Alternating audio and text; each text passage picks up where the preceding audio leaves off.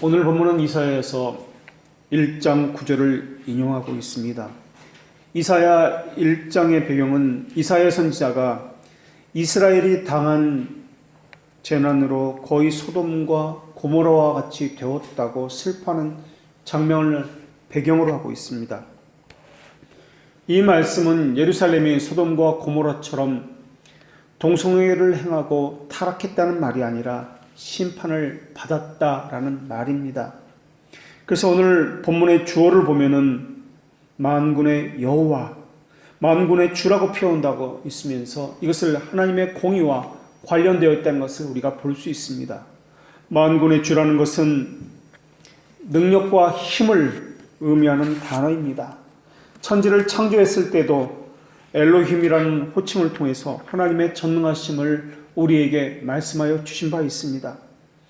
그러나 오늘 본문에서 키포인트는 심판이 아니라 하나님은 소돔과 고모라 사건에서도 롯의 가족을 남겨주셨듯이 그 씨를, 남은 자를 남겨주신다는 말씀이 핵심 포인트입니다.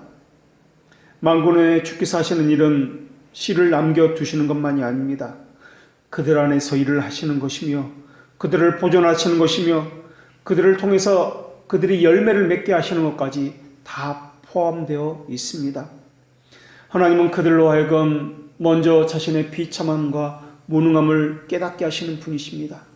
그 다음에 그들 안에 역사하셔서 자신의 교만함과 완고함을 그들로 하여금 고백하게 하시는 분이시며 그런 후에 성령께서 그들의 마음을 변화시켜서 하나님이 우리 가운데 함께 있다는 확신을 그들로 하여금 고백하여 하며 하나님께 순종하는 삶을 살도록 하시는 분이 하나님이십니다.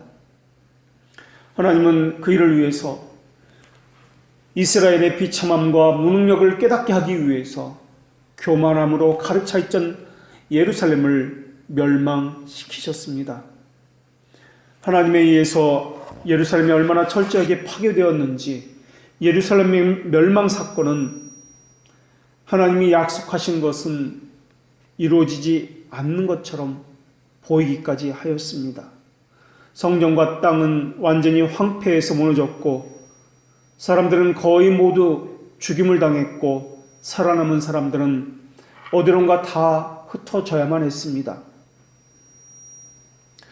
고백은 표현된 겸손이건만 그들은 하나님을 향해서 고백 대신에 원망과 불평을 쏟아내었습니다. 오늘도 그렇지만은 나라라는 것은 땅과 주권이 함께 갑니다. 이스라엘은 이제 거처할 땅이 없습니다. 마치 수백만 명의 사람들이 그 난민들이 배를 타고 오늘도 이곳에서 저곳으로 떠도는 것 같은 신세가 되었던 것입니다. 끔찍한 학살에서 살아남은 사람들은 바벨론으로 망명을 떠났습니다. 사실 망명이라기보다는 포로로 끌려간 것이 정확한 표현일 것입니다. 이들은 낯선 땅에서 낯선 이들과 낯선 언어와 낯선 문화 속에서 그리고 새로운 환경에 적응해야만 했습니다. 그렇게 70년간 바벨론 사회에서 흡수되어 가기 시작했습니다. 말이 70년이지만은 그 세월은 엄청난 괴로움의 시간이었을 것입니다. 이제 70년이 되어서 겨우 바벨론 땅에 뿌리를 내리기 시작했건만 하나님께서는 다시 이스라엘로 그들을 부르시겠다고 말씀하시고 있습니다. 이 소식을 들었을 때 이스라엘 백성들의 마음은 어땠을까요?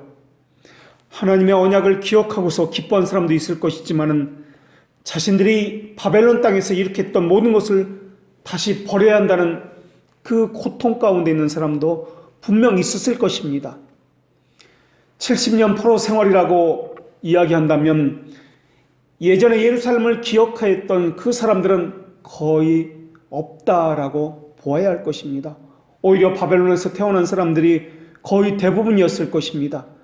바벨론에서 태어나서 그 나라의 언어를 익히고 그 나라 문화와 풍습을 따라서 살아가는 것이 더 익숙한 사람들이었는지도 모르겠습니다. 그들을 다시 예루살렘으로 데려온다니요. 어떤 사람들은 하나님의 말씀을 비꼬면서 여호와께서 우리를 위하여 바벨론에서 선자들을 다시 일으켰었는가? 라고 말을 했습니다. 70년 망명 생활 이후에 나라를 회복시키신다는 하나님의 약속이 있었지만은 어떤 사람들은 그곳에서 계속 머물기를 원한다고 성경은 기록하고 있었습니다. 약속의 땅으로 돌아가기 위해서는 수많은 대가를 지불해야 했기 때문에 그렇습니다. 지금까지 이국 땅에서 엄청난 역경을 참아내면서 수많은 일들을 겪으면서 쌓아놓았던 혜택들, 이것을 다 포기해야 한다는 것입니다. 그 말은 다시 죽으라는 말과 같은 의미인지도 모르겠습니다.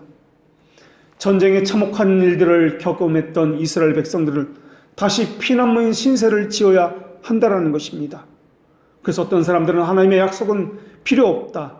지금까지 나는 잘 먹고 잘 살았다. 하나님 없이도 이렇게 살아왔는데 라고 생각했는지도 모르겠습니다. 그래서 어떤 사람들은 하나님께서 다시 이스라엘로 부르셨다라고 그 소식을 들었을 때 하나님의 부르심을 거부했고, 또 어떤 사람은 자신들이 지금까지 바벨론 땅에서 일으켰던 모든 것을 다 버리기로 그렇게 결정한 사람도 있었습니다. 또 어떤 사람은 어떻게 해야 하지? 이렇게 할까 저렇게 할까 고민하는 그러한 사람도 있었습니다. 또 어떤 사람은 가족 중에는 예루살렘으로 돌아가려는 사람도 있었고, 또 아니다 여기가 좋은데 이렇게 가게도 열고 자리도 잡고 장사도 잘 되고 있으니까 이걸 두고 도대체 어디로 가란 말인가 하고 반대하는 가족도 분명히 있었을 것입니다. 유대인 사회가 하나가 되지 못하고 분열됐을 것이며 가족과 형제 간에도 싸움과 다툼이 나고 의견이 분명 나눠졌을 것입니다. 그래서 하나님께서도 이스라엘 백성을 향해서 너희를 향한 나의 생각은 평안이요 재앙이 아니다 라고 말씀해 주셨던 것입니다. 오늘에서 말씀하시는 그 씨란 선지자를 통해서 예언된 하나님의 약속을 신뢰하고 붙들고 이스라엘로 다시 돌아오고자 하는 그런 사람들을 향해서 말하고 있는 것입니다. 그들은 이제 자신이 가진 모든 것들 다 버려야 합니다. 하나님의 말씀을 따라 나선다고 한다는 것은 지금까지 자신이 쥐고 있던 것, 소유하고 있던 것을 다 버린다는 뜻이기 때문에 그렇습니다. 하나님께서는 선지자를 통해서 그것을 요구하고 계신 것입니다. 사실 우리는 이것을 하나님의 자비다, 언약을 지키시는 하나님이다라고 말을 하고 있지만은 어찌 보면 이것은 자비가 아니라 또 다른 고통의 시작일 것입니다. 지금 이룩한 것을 다 버려야 하다니요. 처음부터 다시 시작해야 한다니요. 나는 이스라엘을 본 적도 없고 가본 적도 없습니다. 오히려 낯설고 물서른 곳은 바벨론이 아니라 예루살렘일 것입니다. 그렇다면 하나님은 어떻게 그들에게 자기 부인의 삶을 살게 하셨을까요? 그것을 고통이라 여기지 아니하고 어떻게 그것을 기쁨과 감사라 여기게 하셨을까요? 그 해답은 오늘 부분에 나오는 만군의 주라는 이 표현에 있다는 것을 우리가 기억할 수 있습니다. 주인이라 고백할 수 있다는 것, 모든 것의 주인이라는 그 고백, 주인에게 속한 이들은 주인의 음성을 듣고 순종한다라는 것입니다. 마치 양들이 목자가 이끌어 가는 대로 따라가는 것처럼 양은 그 목자의 음성을 듣고 따라가는 것처럼 하나님의 백성은 목자이신 하나님을 따라간다라는 것입니다. 그래서 성경에서는 하나님의 전능하심을 표현하기 위해서 하나님의 팔이다, 손이다 라고 전능하심을 표현하고 있습니다. 하나님의 전지하심을 표현하기 위해서는 하나님의 눈이다 라고 성경은 표현하고 있습니다. 하나님의 팔, 손가락, 눈은 하나님의 외적 부분을 표현하는 용어입니다. 이 말 말고 하나님의 내적 부분을 표현하는 용어가 성경에 또 나오는데 그것은 창자라는 표현, 그리고 심장이라는 표현입니다. 창자는 애끓는 본성적인 애정을 표현하는 단어입니다. 이런 표현들은 비유적인 표현이지만 하나님의 심정이 어떠한지, 하나님의 자비의 크심이 어떠한지 표현되는 단어일 것입니다. 이 단어는 부모가 그 자녀에게 가진 애정을 뜻하기도 합니다. 하나님의 표현하는 이 표현들은 우리에게 그대로 적용됩니다. 그래서 사람이 무엇인지 확신을 하려면 눈으로 보고 귀로 듣고 자기 심정에 부인할 수 없는 실체를 가져야 합니다. 그런 다음에 하나님의 손, 하나님의 눈, 하나님의 그 창자가 끊어진 것 같은 그 우리를 향하는 애정이 우리의 심정에 새겨지고 우리의 눈에 보여지고 우리의 귀에 들려질 때 그런 이후에만 하나님을 신뢰하는 행위로서 나타날 수 있기 때문에 그렇습니다.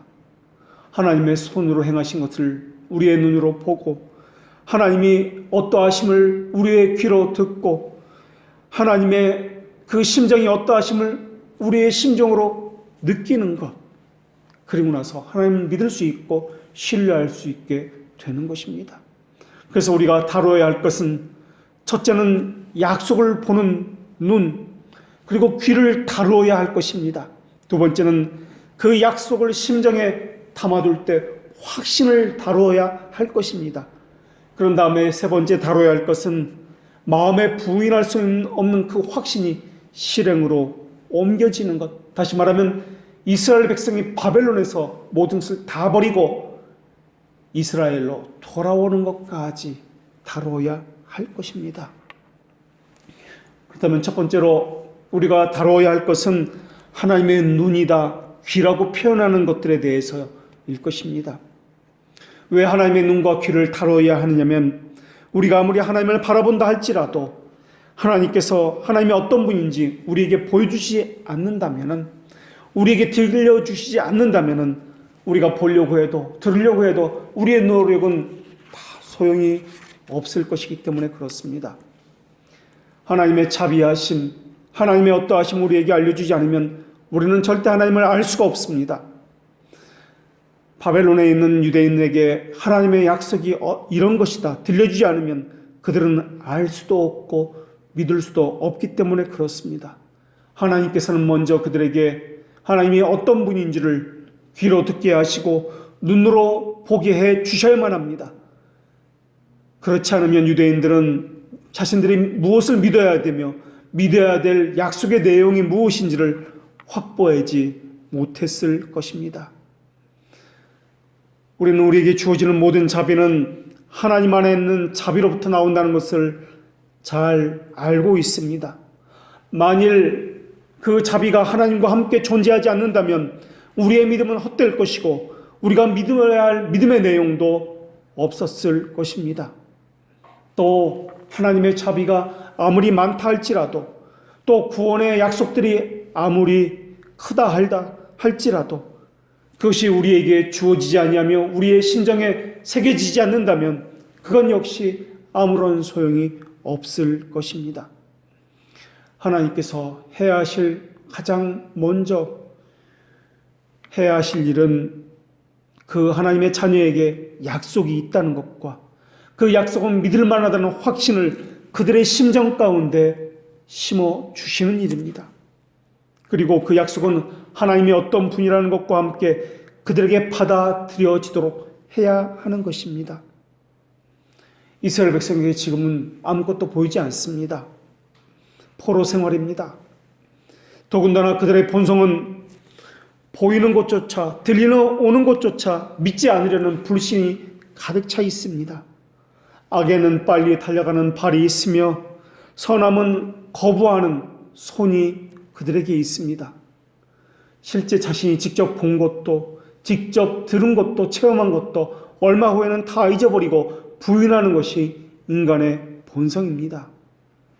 하나님의 자비는 유대인들에게 무엇을 믿을지와 그것을 믿을 수 있도록 실체와 소망에 관한 모든 것들을 제공해 주셔야 한다라는 것입니다.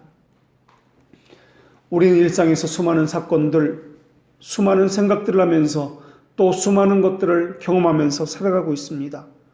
그 경험하는 것들, 그리고 만나는 사건들, 또 그것을 통해서 얻어지는 정보들과 생각들은 다 조화를 이루어서 우리의 행위를 결정을 합니다.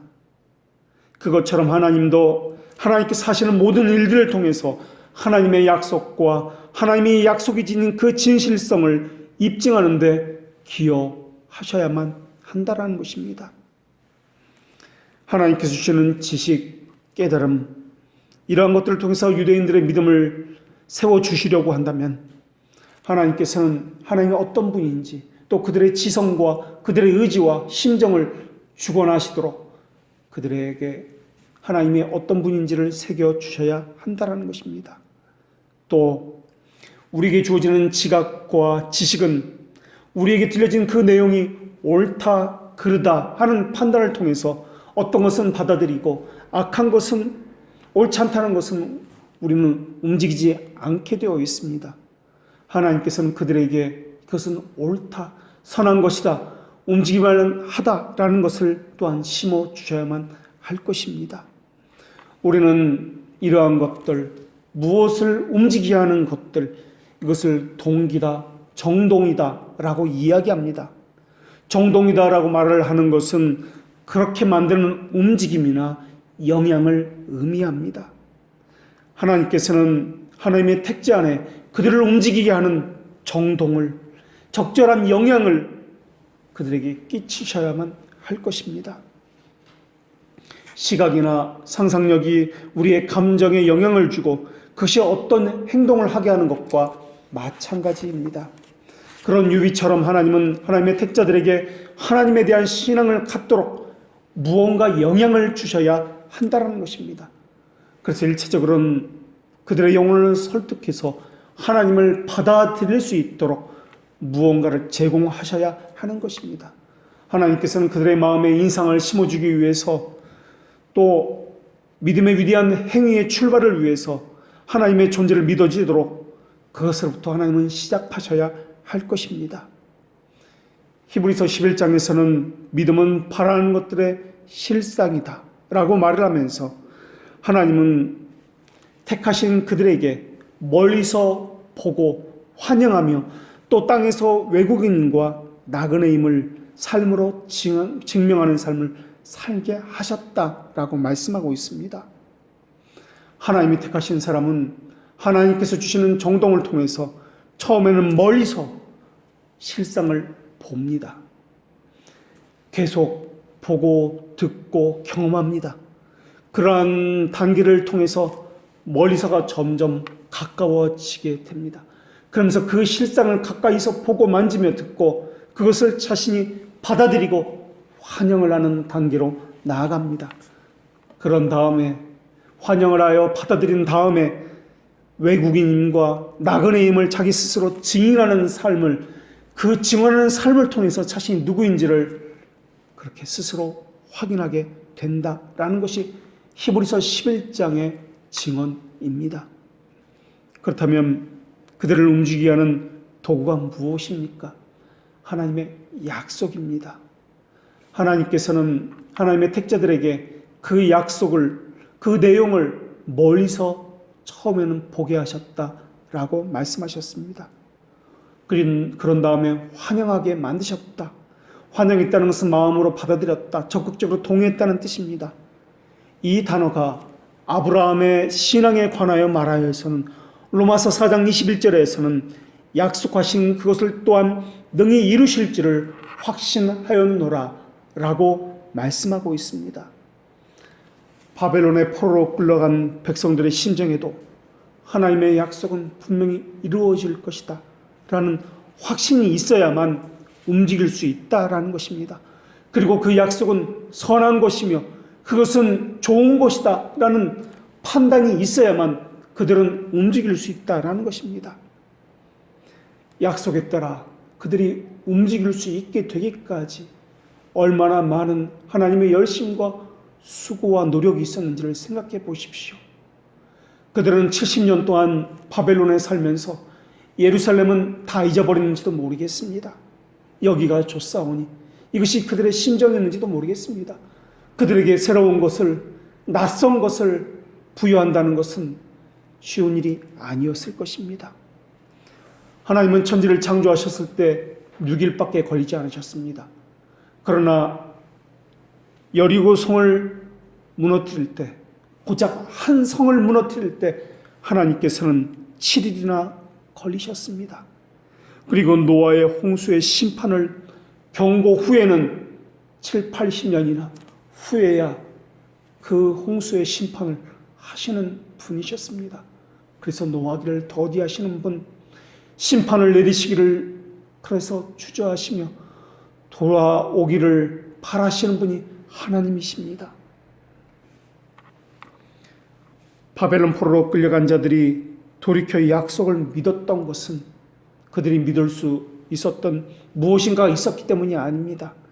하나님께서 그들에게 하나님이심을 보고 듣게 하셨기 때문에 그러하며, 하나님이 어떤 분인지 알게 하셨기 때문에 그러하며, 그들의 심정에서 믿어지도록 그들 가운데 확신을 주셨고, 그들로 하여금 자기 발로 돌아올 수 있도록 실행의 의지를 주셨기 때문에 그러합니다. 다른 사람에게는 믿어지지 않았습니다. 그러나 그들에게는 믿어졌습니다. 다른 사람 눈에는 보이지 않았습니다. 그러나 그들의 눈에는 보여졌고 그들의 귀는 들려졌습니다. 하나님이 하시는 행위는, 하나님이 정하신 목적물에는 관역을 조준하여 쏘는 명사수의 화살처럼 정확하게 마치는 것이 하나님의 또한 하시는 일들입니다. 하나님이 하고자 하는 약속의 실체는 가장 적절하며 강력합니다. 그래서 그것이 택자들에게 제시될 때에는 마음은 설득되어지며 그것을 받아들여지며 스스로 순종할 수 있는 자발적인 감사의 기쁨이 나올 수 있게 되는 것입니다. 하나님의 백성들은 이제 하나님의 약속을 바라보게 되었고 품게 되었고 소망하게 되었습니다. 하나님께서는 그 일을 하실 때 일시적으로 단 한 번만 하시는 것이 아닙니다. 천지를 지으셨을 때는 말씀으로 단번에 하신 그분이 우리를 변화시킬 때는 지속적으로 소망을 품도록 말씀을 계속 보내주셔서 그 일을 하신다라는 것입니다. 하나님은 광채와 생명을 한 번 주고 마시는 분이 아닙니다. 창조를 말할 때는 그래서 창조와 섭리를 함께 다루는 것입니다. 창조와 더불어 보존도 통치도 함께 다루어지는 것과 마찬가지입니다. 확신의 마음은 한 번 마음에 약속을 품는다고 해서 저절로 이루어지는 것은 아닙니다. 이 약속을 품고 있는 사람에게 생명을 불어넣어 주시는 것과 그 약속의 소망을 유지할 수 있도록, 견고해질 수 있도록 계속해서 그 약속을 붙들어 주시는 것도 하나님이 해 주셔야 하며, 또한 구원으로 이루어지도록, 그 약속이 이루어지도록 하시는 것도 하나님이 하셔야 하는 것입니다. 그리고 약속은 소망한다고 이루어지는 것이 아닙니다. 약속은 실행하여 이루어져야만 완성되는 것입니다. 약속의 내용이 있고 그 약속의 내용이 무엇인지 듣게 되었고 실제로 하나님이 어떤 분인지 체험하게 되었고 그 약속의 내용이 믿어지게 되었고, 그런다고 해서 약속이 이루어지는 것은 아니다라는 것입니다. 그 약속 자체가 현실적으로 이루어져야 이루어진다라는 것입니다. 믿음의 본질은 단지 지식만이 아니라 신자의 마음의 실체를 가진 대성을 요구하고 있습니다. 그래서 믿음을 히포스타시스, 실체다라고 불리고 있습니다. 그것을 다른 말로는 바라는 것들의 실상이다, 보지 못하는 것들의 증거다라고 말씀합니다. 실체는 하나님의 본체나 존재를 나타내기도 하는 말이기도 하지만 건물의 기초, 또 어떤 것에든 확신, 신뢰를 의미하는 단어이기도 합니다. 그것이 무엇이든지 간에 하나님의 약속은 실행 사이에서, 그 사이에 오는 시간과 공간에서 신자의 마음을 지탱해 줄 뿐만 아니라 실제적인 각인이나 인상도 있어야 한다는 것입니다. 신자들의 심정에 각인되어진 그 약속, 그것은 시간과 공간 속에서 하나님이 어떤 분인지를 알려주시고 들려주시고 체험하여 새겨진 것들입니다. 이제 하나님의 약속이 두 번째 단계로 나아가야 합니다. 확신을 가져야 합니다. 그 약속을 마음으로 확신할 수 있는 것, 흔들리지 않냐는 그 확신. 첫 번째 단계에서는 그 약속의 내용이 무엇이며 약속을 주신 분이 누구이며 그분이 어떤 분인지 체험하여 알게 되는 것, 그것에 대해서 감정적으로 좋은 것이라는 인상을 갖게 하는 것이었습니다. 그렇다면 두 번째 단계에서는 그것은 확신하는 것입니다. 사실 약속과 그분은 별개의 것이 아닙니다. 그분의 약속과 그분의 속성도 다른 것이 아닙니다. 그분의 존재와 그분의 속성, 모든 것이 다 택자로 하여금 그분의 약속을 받아들이고 마음을 확신하는 데 기여하는 것들입니다. 그 모든 것이 어려움이나 환경에 영향을 받아도 변하지 않도록 굳건함을 제공하고 있습니다. 그런데 굳건함을 제공하려고 한다면 그분이 누군지에 대한 분명하고 확고한 지식이 먼저 있어야 합니다. 그것이 될 때에만 사람의 정서와 생각은 부드러워져서 그 약속들을 효과적으로 포용하게 된다는 것입니다. 그래야만 그분이 하시는 말씀은 받아들만 하다는 것, 믿을만 하다는 확신을 가질 수 있게 되는 것입니다. 그것이 없으면 흔들리게 될 것이며 그 확신은 이루어질 수 없을 것입니다. 확신이라 하는 것은 죄들의 용서와 관련을 맺고 있습니다. 또한 확신이라는 것은 그분이 능력이 어떠한다는 이 지식과 관련을 맺고 있습니다. 죄들의 용서가 없으면 양심은 늘 불안해할 것입니다. 마음은 담대함을 잃고 늘 흔들릴 것입니다. 그래서 죄들의 용서는 하나님의 자비하심이 어떠한지를 체험하는 것과 관련되어 있습니다. 하나님의 자비는 하나님께서 죄들을 용서하시는 것과 관련을 맺고 있으며 하나님의 능력은 하나님께서 약속을 이행하실 만한 능력이 있다는 것을 인식하는 지식과 관련을 맺고 있습니다. 그래서 자신에게 이것이 들어오게 되어서 선한 길로 인도 안 받는다는 확신이 있다면 동시에 그분도 선하다는 것을 알게 된다라는 말입니다. 오랜 시간 걸릴 것입니다. 하나님께서는 그것을 확신케 하기 위해서 하나님께서는 지속적으로 열심을 내며 또한 우리로 하여금 뼈를 깎는 눈물 속에서 하나님을 체험하게 만드실 것입니다. 그런 과정을 통해서 하나님이 얼마나 선하신 분인지 확인하게 되고 그것을 맛본 다윗은 이렇게 고백을 합니다. 주의 인자하심이 생명보다 나음으로 또 주의 인자하심이 선하시오니 나를 건지시옵소서라고 간구했습니다. 하나님은 모세에게도 내 선한 것을 너의 앞에 지나가게 하시겠다고 말씀해 주셨습니다. 이 말은 하나님의 선하심과 자비하심이 우리의 양심을 편안하게 할 것이며 어떤 환경에서도 흔들리지 않게 하신다라는 뜻입니다. 오늘 본문에서 주께서 우리에게 씨를 남겨두시지 않았더라면 이라는 말씀 자체는 하나님의 자비하심과 구원에 관한 말씀이기도 하다는 것입니다. 이것은 하나님이 어떤 분이신지에 대한 우리에 대해서 알려주시는 말씀이기도 하다는 것이며 또한 이것은 신뢰 또한 믿음과 관련된 말씀이기도 하다는 것입니다. 왜 그것을 신뢰할 수 있습니까? 하나님께서는 만군의 주시기 때문에, 다시 말하면 나의 모든 사정을 아시는 분이시기 때문에, 내 심정을 아시고 내가 처한 상황이나 내가 필요한 모든 것을 아시는 분이기 때문에 그러합니다. 내게 필요한 것을 주실 수 있는 능력을 가지신 분이기 때문에 그러합니다. 그분이 주시는 것은 모든 것이 선한 것이며 완전한 것을 우리는 알기 때문에 그러합니다.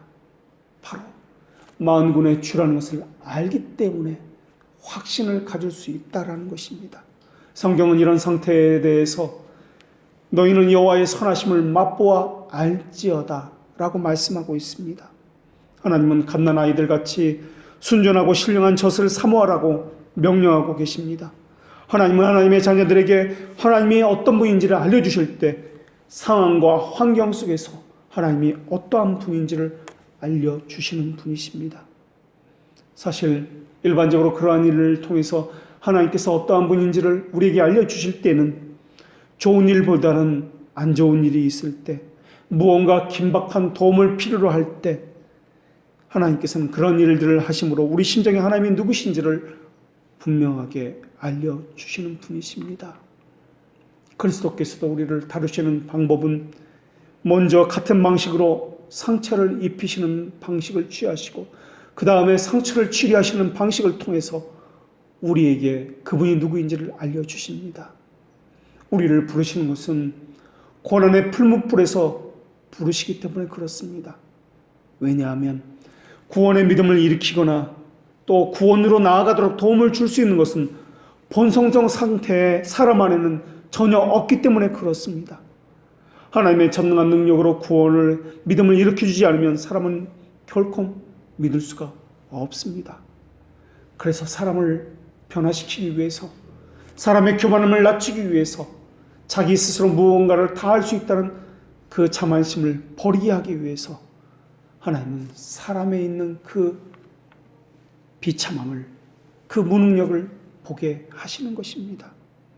사람이 구원받는 것은 사람 안에 구원받을 만한 것이 있기 때문이 아닙니다. 그 사람 안에 구원받을 가능성이 있기 때문도 아닙니다.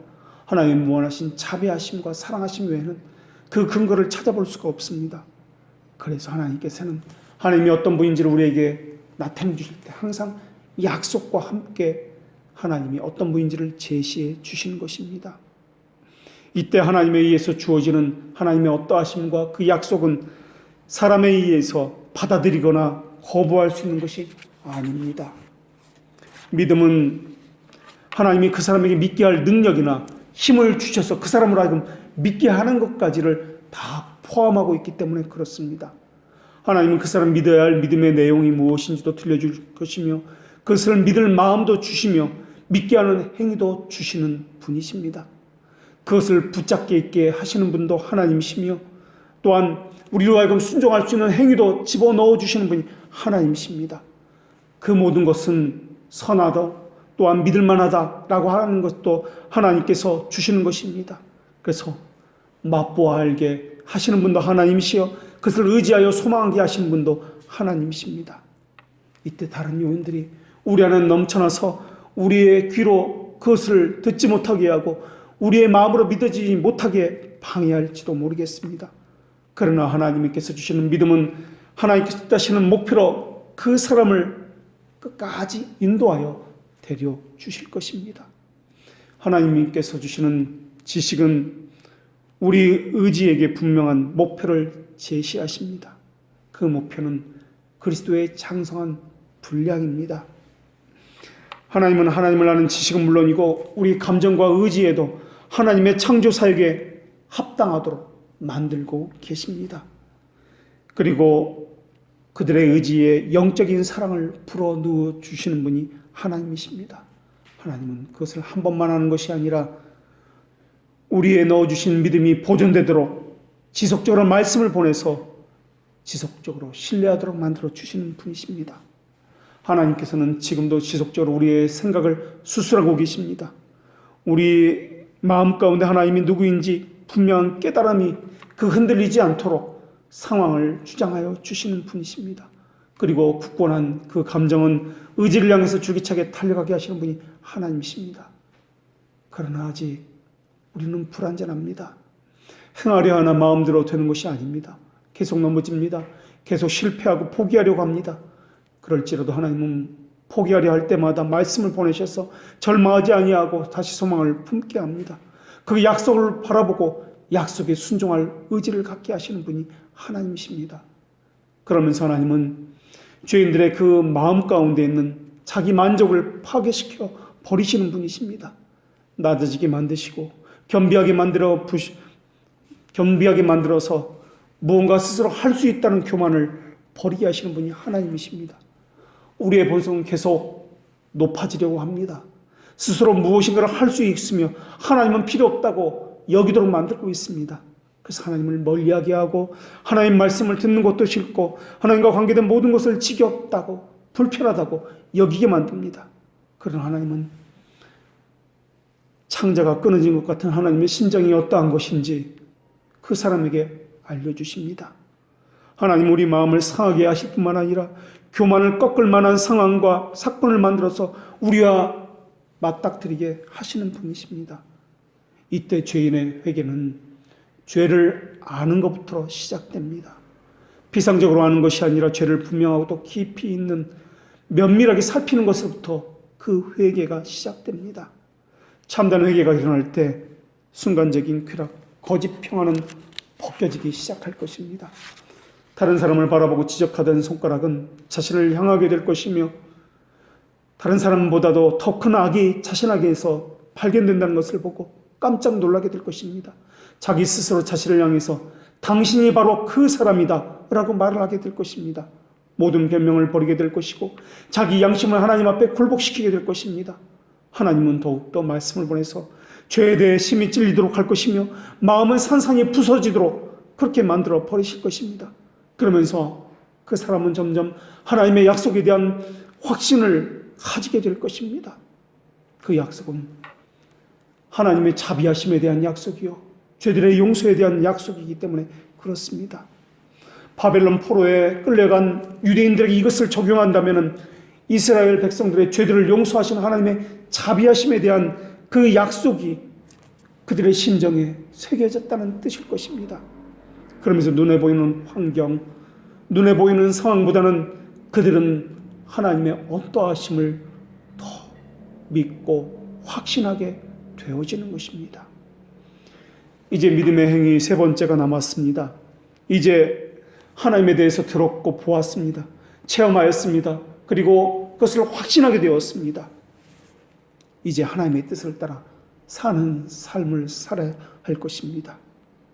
사실 이것은 신뢰하는 것이 아니라 신뢰할 수밖에 없게 된 것입니다.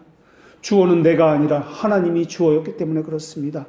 하나님이 나로 하여금 결국 신뢰하게 했고 확신하게 했기 때문에 그렇습니다. 이제 그 사람은 구원 없는 슬픔을 가지고 죄로부터 그 마음을 행위로부터 그 죄를 분리시키기 시작할 것입니다. 하나님의 인자하심을 바라보는 이들은 하나님을 신뢰한다는 공식을 가지고 있기 때문에 그렇습니다. 그들은 단지 하나님의 약속이 이루어지는 것보다 하나님 자체를 신뢰하는 마음을 가지게 될 것입니다. 사실 하나님의 약속과 하나님의 어떠하심, 하나님을 신뢰하는 마음을 따로 떼어서 이해할 수 있는 것은 아닙니다. 그러나 그 둘 중에 하나를 선택한다면 하나님의 택자들은 하나님의 약속이 아니라 하나님 자체를 신뢰하는 것을 택하게 될 것입니다. 그러나 하나님의 택자가 아니라면 하나님보다는 하나님의 약속이 이루어지는 것을 택할 것입니다. 그들에게는 하나님의 약속이 중요하다고 생각하기 때문에 그렇습니다. 그들에게는 하나님이 어떤 분인지는 전혀 중요하지 않습니다. 내게 유익되는 것, 내게 좋은 것, 이것만 이루어지면 되는 것이다 라고 그들은 생각하기 때문에 그렇습니다. 그 약속 때문에, 하나님 때문에가 아니라 그 약속 때문에 일을 하는 것이고 하나님께 예배하는 것이고 섬기는 것입니다. 그러나 하나님의 자녀는 그렇지 않습니다. 죄에 대한 자극이 그 사람의 마음을 찢어놓게 되면서 그 사람의 존재했던 특권의식은 이미 사라져버렸습니다. 모든 자부심, 자신감, 모든 의무를 행함으로써 자신을 보호할 수 있다는 마음은 이미 던져버린 지 오래가 되었습니다. 하나님이 어떤 분인지 인정하게 되면 하나님이 하시는 일이 그것이 무엇이든지 다 인정하고 신뢰하게 됩니다. 다시 말하면 이 땅에서 일어나는 모든 일들은 하나님이 행하신다는 것을 알기 때문에 그 안에서 평정을 누릴 수 있으며 그 안에서 하나님의 뜻이 무엇인지를 살피게 된다라는 것입니다. 신뢰라는 것은 하나님이 어떤 분인지를 안다는 것에 근거를 두고 있습니다. 하나님이 진실하다는 것, 하나님이 진실하신 분이라는 것, 하나님의 말씀은 참되다는 것, 이것에 확신을 두기 때문에 그렇습니다. 진실성과 신실성, 이 두 속성이 하나님이 하신 약속에도 그대로 적용되기 때문에 그렇습니다. 하나님이 어떠함이 하나님의 하시는 모든 일들에도 그대로 적용되기 때문에 그렇습니다. 그래서 하나님의 속성에 대한 지식을 가진 사람은 그들의 믿음은 허약해질 수 없습니다. 약속에 대해서도 마찬가지입니다. 불신앙이 있다는 것은 자기 모순적인 육적 추론들이 있다는 것은 하나님에 대해서 의심한다는 뜻일 것입니다. 그 하나님에 대한 의심은 하나님의 어떠하심에 대한 의심이다 라는 것입니다. 하나님의 말씀, 약속에 대해서 굳건한 확신 있는 사람은 하나님이 어떠하심에 대해서도 확고한 굳건함이 있는 사람입니다. 남은 자들은 그것을 가진 사람입니다. 하나님께서 그들의 마음의 눈을 밝히사 부르심의 소망이 무엇이며 성도 안에서 그 기업의 영광의 풍성함이 무엇이며 그 힘의 위력으로 역사하심이 무엇인지를 그들에게 이미 보이셨고 지금도 보이시기 때문에 그렇습니다. 그래서 이제는 보이지 않는 것을 보이는 것 같이 그들은 행하고 있기 때문에 그렇습니다. 그래서 바울이 갈망했던 것처럼 그리스도와 그 부활의 능력에 그 고난에 참여하기를 소망하게 되었기 때문에 그렇습니다. 눈을 고정시켜서 소망의 근원이신 그리스도를 볼 수 있는 것은 그들에게 큰 복입니다. 우리의 소망의 가장 높은 곳에 자리 잡는 것은 바로 그리스도이기 때문에 그렇습니다. 우리는 그분을 소유할 때 가장 큰 행복을 느낍니다.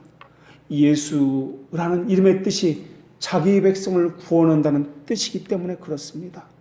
자기 백성, 이것은 바로 여기서 말하는 남은 자를 이야기하고 있습니다. 예수라는 이름에는 그분의 성품과 사역을 내포하고 있습니다. 믿음은 하나님의 나라를 바라보게 합니다. 이제 그들의 관심은 하나밖에 없습니다. 나는 하나님을 믿겠다는 그 한 가지 관심, 하나님을 믿기 위해서 하나님을 알기를 소망한다는 그 관심 말입니다. 그 이전에는 소망이 없던 자들이었습니다. 하나님에 대해서 알지 못하는 자들이었습니다. 하나님께서는 씨를 우리 가운데 남겨두셨습니다. 만약에 씨를 남겨두지 않았다면 소돔과 고모라처럼 모두가 멸망했을 것입니다. 소돔과 고모라가 멸망했던 이유가 무엇입니까? 동성애 때문에가 아니었습니다. 그들 가운데 의인 10명이 없었기 때문에 그렇습니다. 여기서 의인이라는 것은 완전한 자, 흠이 없는 자를 말하는 것이 아닙니다.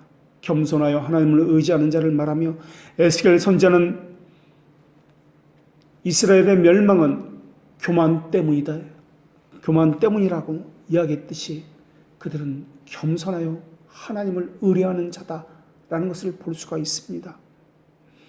이스라엘은 나는 하나님의 백성이다라고 자부했던 자들이었습니다. 구원에 대해서는 전혀 의심해 본 적이 없는 자들이었습니다. 하나님께서는 그런 자들의 교만을 꺾기 위해서 예루살렘을 멸망시키셨고 포로로 끌려가서 그들의 마음을 하나씩 하나씩 짓밟아 놓으셨던 것입니다. 만약에 하나님께서 그렇게 하지 않으셨다면 그들은 고모라와 소돔처럼 저주받은 민족의 대명사가 되었을 것입니다. 그들이 고모라와 소돔과 다른 것이 무엇이 있단 말입니까? 전혀 없습니다. 만약에 있다면 그것을 하나님에게서만 찾을 수 있을 것입니다. 하나님의 열심, 그들을 낮추시는 하나님의 수고, 창자와 같이 애끓는 그 심정을 이스라엘 백성 가운데 심어주셨던 그 하나님의 손과 팔과 눈, 귀, 이런 것들 말입니다. 더군다나 오늘 본문에 나오는 남겨두셨다라는 이 단어는 과거형으로 쓰셨습니다.